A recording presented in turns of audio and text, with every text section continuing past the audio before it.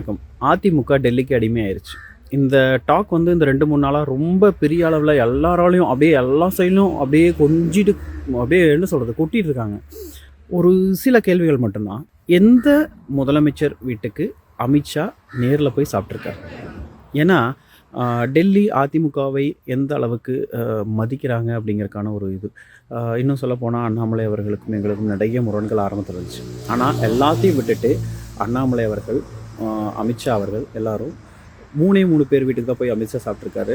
Means ஒரு home minister கேண்டிடேட்டாக Nitish Kumar, Chandrababu Naidu, அடுத்து எடப்பாடியார். இத்தனைக்கும் எடப்பாடியார் இன்றைக்கி சீஃப் மினிஸ்டராக கூட இல்லை. இருந்தாலும் அதிமுகவோட ஒரு பொதுச் செயலாளர் அப்படிங்கிற விஷயத்துக்கு அவ்வளவு மரியாதை கொடுத்து அவர் வீட்டுக்கு வந்து சாப்பிட்டுட்டு கூட்டணிக்கு அழைப்பு விடுத்துட்டு போகிறாரு. இது எவ்வளோ ஒரு கௌரவம்.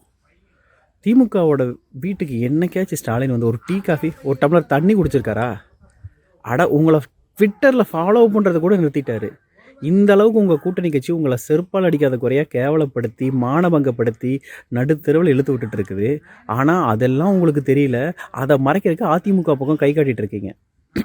2 தடவை எடப்பாடியார் டெல்லி போய் பார்த்துட்டு வந்துட்டார்.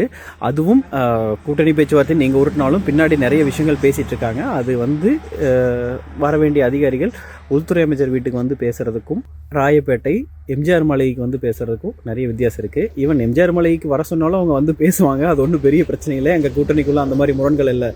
ஆனால் அவங்க வந்து பேசினாங்கன்னா அப்புறம் அரசாங்க அதிகாரிகளை ராயப்பேட்டை அலுவலகத்தில் வைத்து பேசிய அதிமுகன்னு அன்னைக்கும் பதறுவீங்க. ரோட்டில் வந்து பண்ணி மாதிரி கிடந்து உருளுவானுங்க. அதுக்கெல்லாம் நாங்கள் பொறுப்பில்லை.